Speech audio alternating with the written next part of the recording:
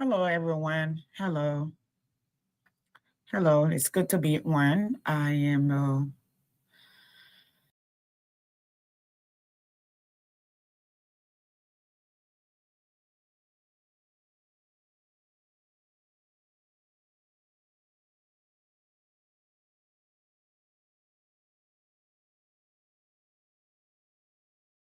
hey, I'm still here. There we go. Hello, everyone. As you all can see, got my hair did. Okay. Not sure where the light is coming from, but I wanted to talk to you all briefly because I have my monuments in Ghana Yimi Lonogba. Uh, I am on my journey. All right. Like I said, that this whole week I'm out. So, but I have to keep our date with you. By the way, where am I? I just came from voting. It was in and out, in and out. I voted today. Okay. Just came from voting for the run up in like in Georgia. So I just came from voting. This is that. American stake that we used to vote. This is my sticker that I voted. So I done my duty as a citizen, my civic duty. But I came to talk to you on another note. Okay, I had an opportunity today to be on the platform of Voice of Liberia with Silko Sharif. Hopefully, I better remember everybody's name. Silko Sharif, Atnell, Samira, Delano, Tinilo, they're 2D. Okay, there's Joseph and there no, there's Brian and then the uh Tomasa. Got that. There's Malcolm, um Prince. I call Anel already. Who else? Hopefully I do not forget anyone because that would be disastrous. Okay. Now I think I got all of that. All right. I think I got all of that. So let me talk to all of you briefly. In that conversation today, I I heard my little brother um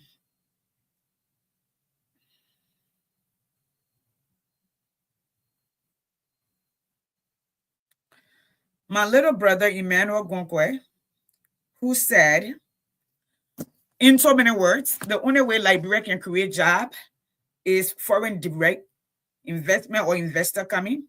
That Liberians, there are not many Liberian millionaires that can invest in Liberia. See, that is the problem that we have in Liberia. When we dismiss our people off the back, okay, and we talk about Ghana. Before the war came to Liberia, Ghanaians were coming to Liberia to borrow. Ghanaians decided to do business differently. Ghanaians decided that they would put into their people and the people would build their nation.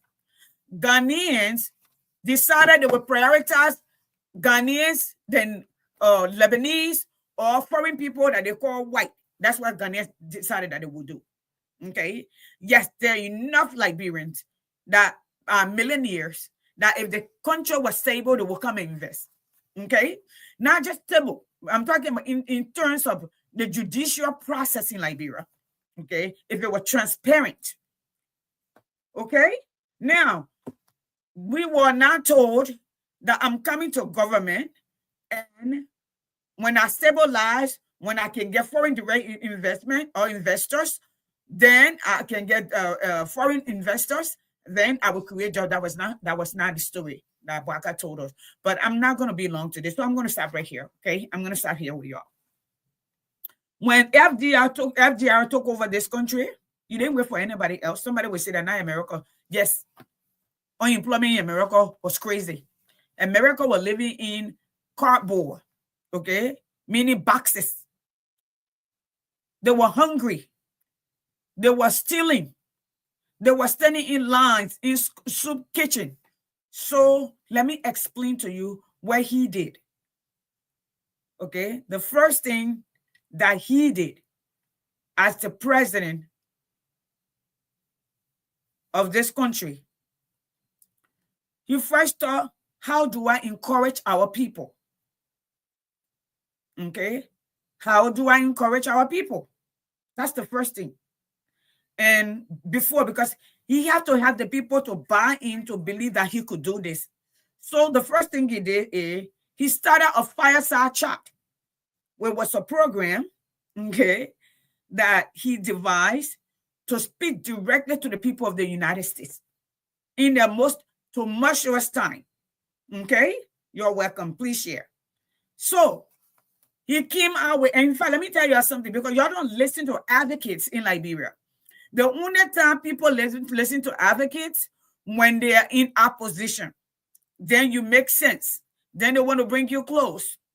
But as soon as they get the position, they forget what the advocates, the real advocates, okay?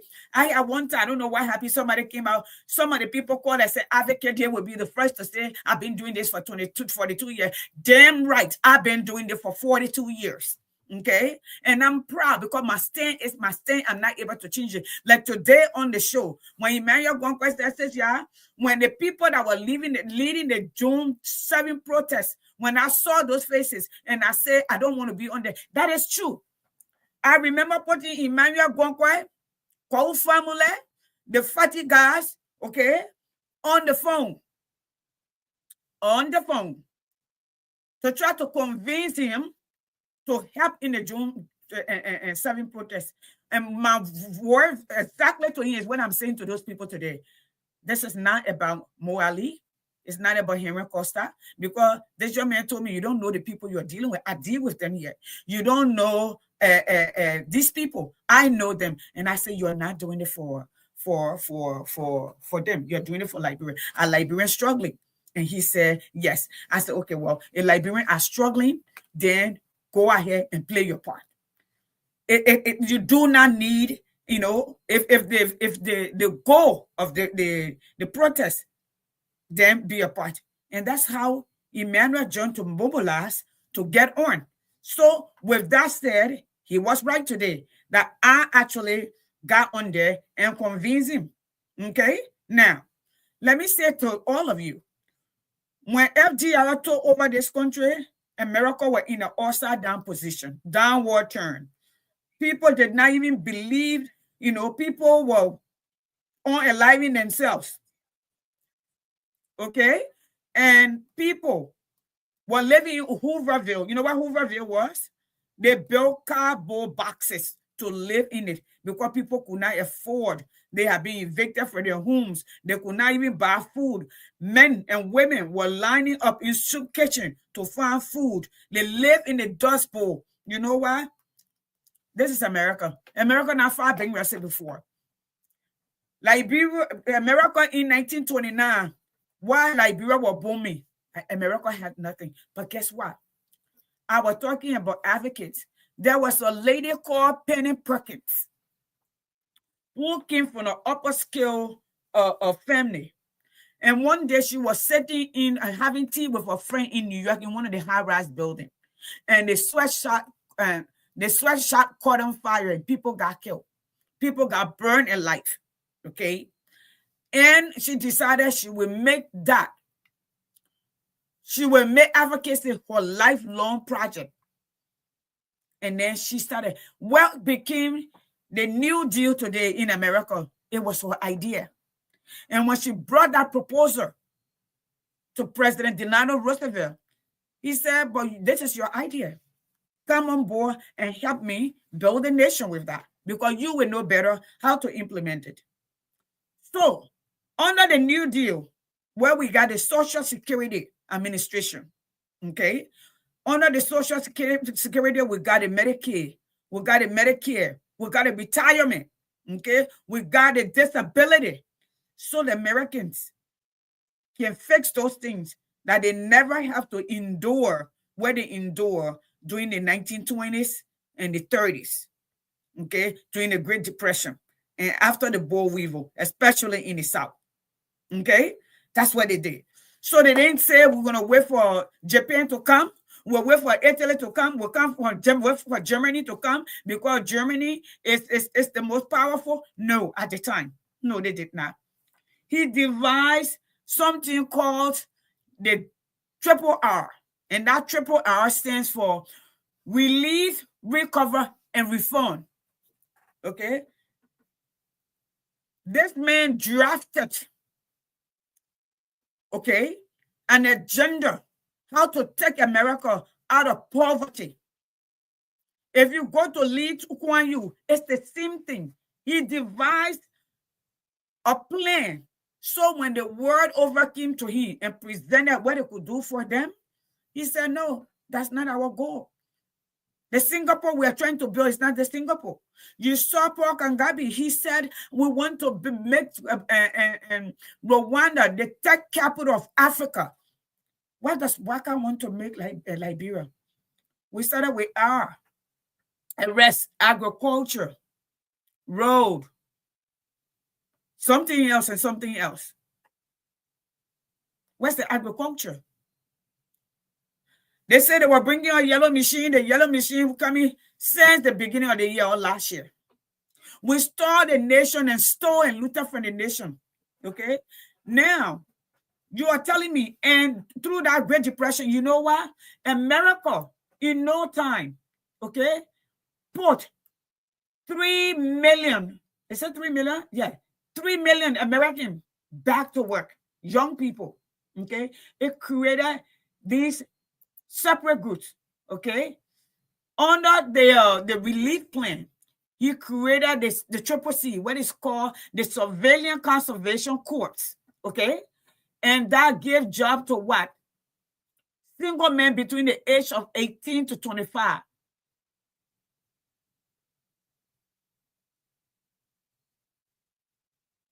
Put them in a place, they work together, and they pay them.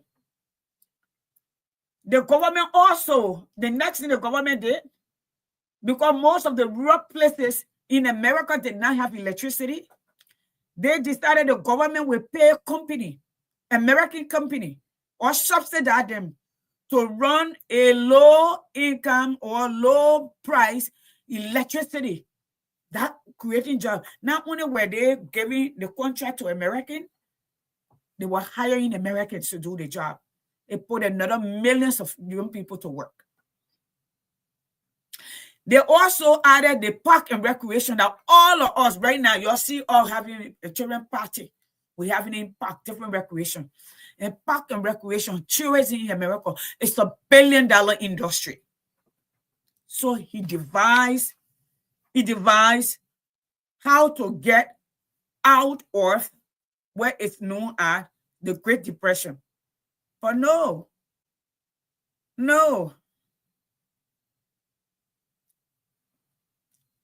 You say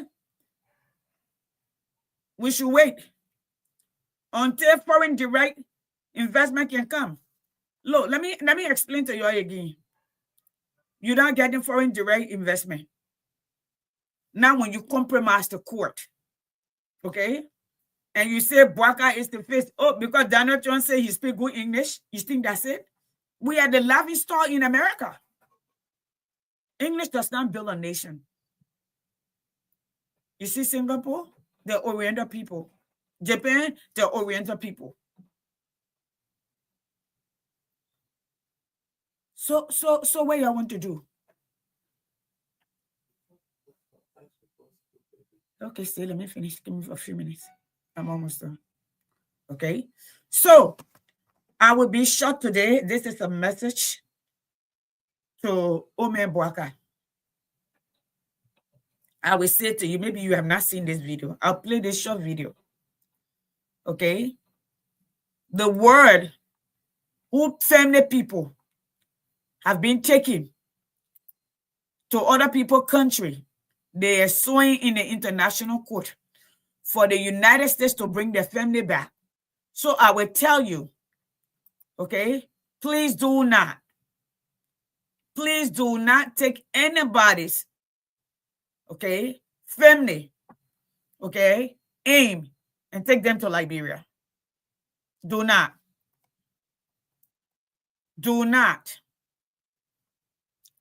All right. I want you to listen right here to this video really quickly. It's short. I will no copy to right to this video. Okay. It is. What is this? Can you open up? Why is this not opening?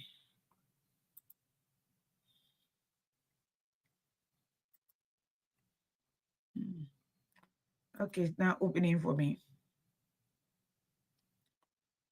But I want to tell you, countries whose citizens have been taken to the wrong country are going to the international court and taking the America to the international court. Okay, and for human rights. Another thing that I want you also to understand is you have over or about 1 million citizens in the United States. About. It could be either or in the United States. Most of them have green card. So if you decide you will take other people's citizen in your country, be prepared to get your citizen ramped up and sent back to Liberia. Okay? And also remember there are over 800 million that Liberians around the world sent to Liberia. Okay? So I'm not supposed to be long tonight. I'm going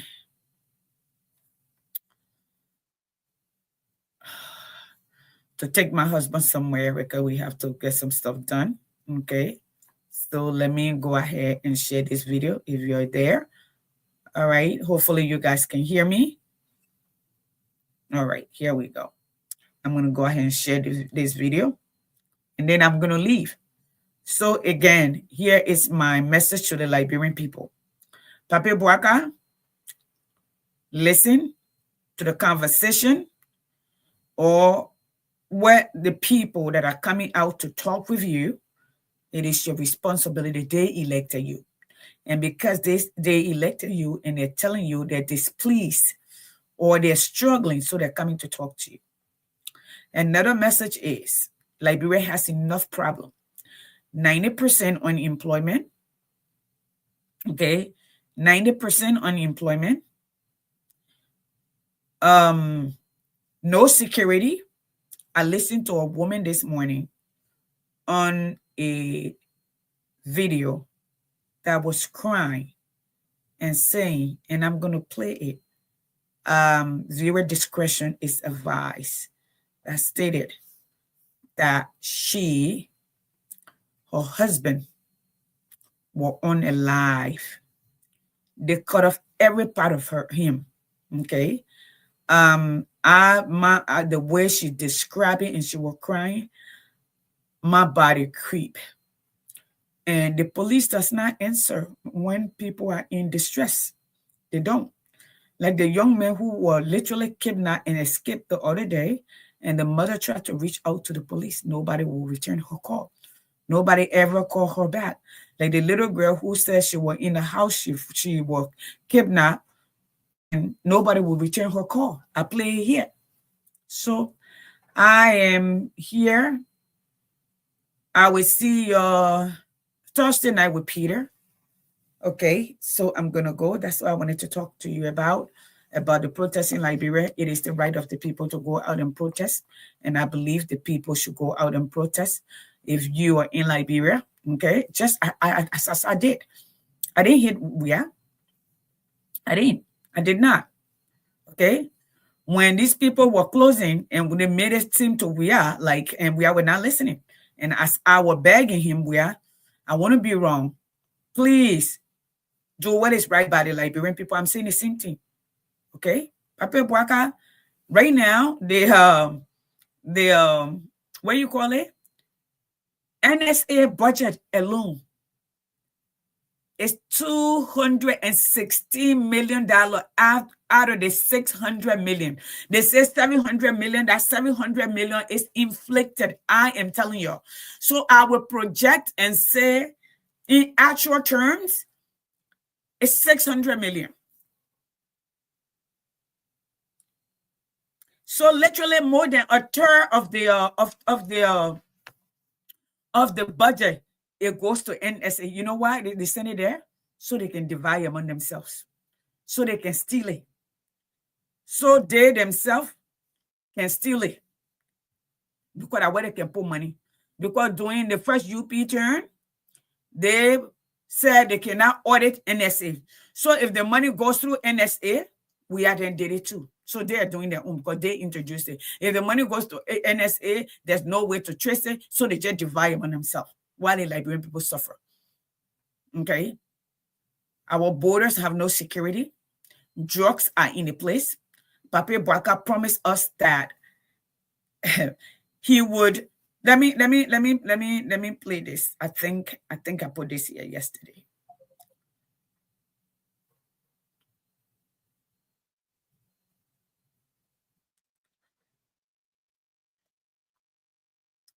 Let me put this. This old man told us he knew what was wrong with Liberia. He had answer to what was wrong with Liberia. So we cannot sit here and make excuses. We can. I will now go for it.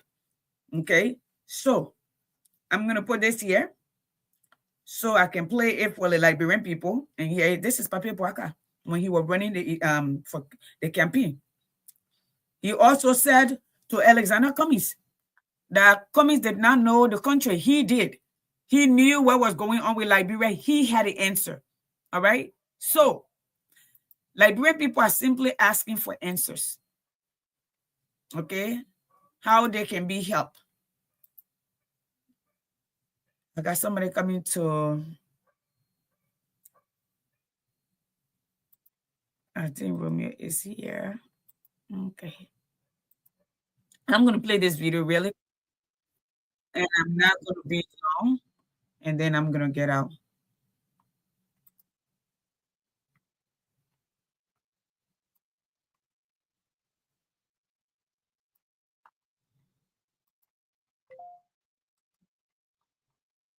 All right, Liberian people, here you're listening, and then I'm gonna finish playing this just halfway. These are not my words; these are Ome Boaka's word.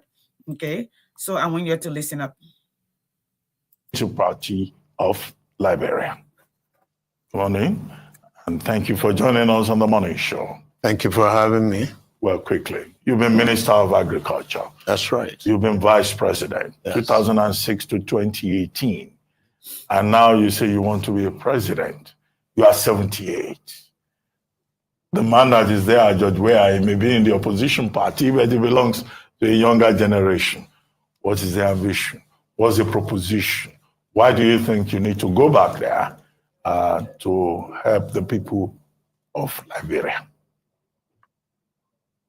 Well, I always say that whatever is chasing you, if it doesn't stop running, you can't stop running.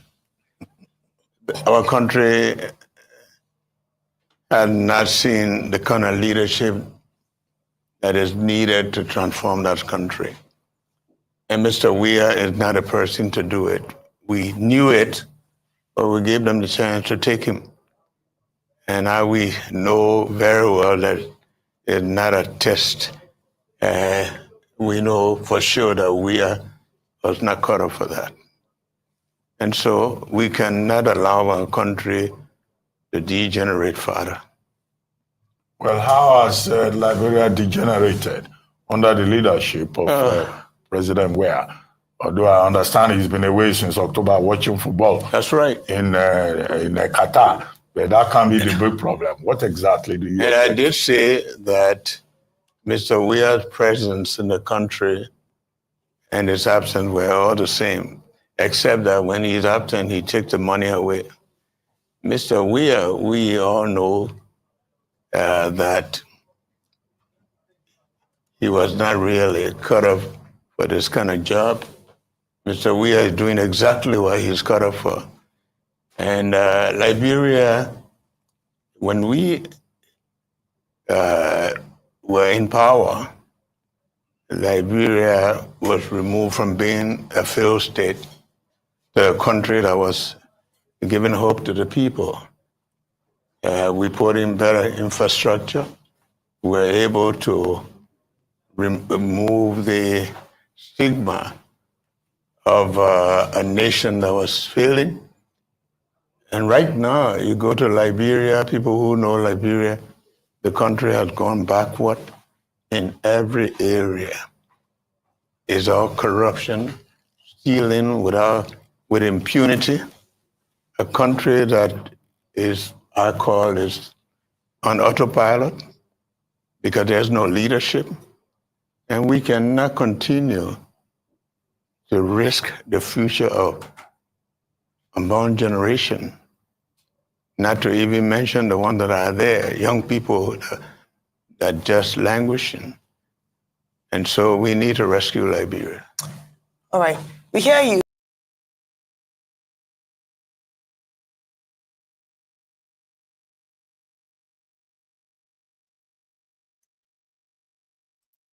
Okay, that was Baka right there, who said the people are languishing, the young people. Now the young people who we were protesting because they were drugged, addict, and all of that. Now the criminal lasting them, because they are not created no halfway home. They have not created help for them. Okay, at this point, it's mental illness. They have not. No halfway house, no mental help for them, no drug program for them, no job for them, nothing whatsoever. But guess what? They are making criminal out of them. I saw the last time they arrested them and they carry on. That was the promise that's supposed to have been kept. Pape Boaka, let me say this to you. You need to devise a program. You need to take our money and put it on our people and stop giving contracts to foreigners instead of to Liberians. Okay? And two, Liberians, if you can't afford to pay your children's school fee, go out and protest peacefully. If you were looking to get change and you have not gotten change, go out. Everybody else who in government lives has changed. You see them glowing, you see them in their car, you see them in the air condition, you see them traveling, but you can afford to eat. Go out and protest. It is your constitutional right. Nothing will happen to you. Okay? I'm going to call your day. And Pape Boaka, this is to you. Today, some of the countries who citizens have been shipped and allow other people to take them. They're taking America to court, and they're also taking that country that accepted their citizens to court. What will you feel like when your citizens who speak English are packed up and dumped in Venezuela? What will you do? What will you do? I know you said that Liberians around the world think they're enjoying, they're just sitting there, and you thought you were being sarcastic about that. But I will say this to you. Liberians around the world bringing 800 million a year. You don't even get that anywhere else. You can devise and come out and say, you know what? I want to invest into the future. I want a group of Liberians to put themselves together. You can bring, if you bring a quarter or maybe 10% of how much it will cost with a proposal, the government will finance it. You will see how Liberia is going to change. That's how other people build their nation. That's how they do. You can't keep taking from the people and you give nothing back.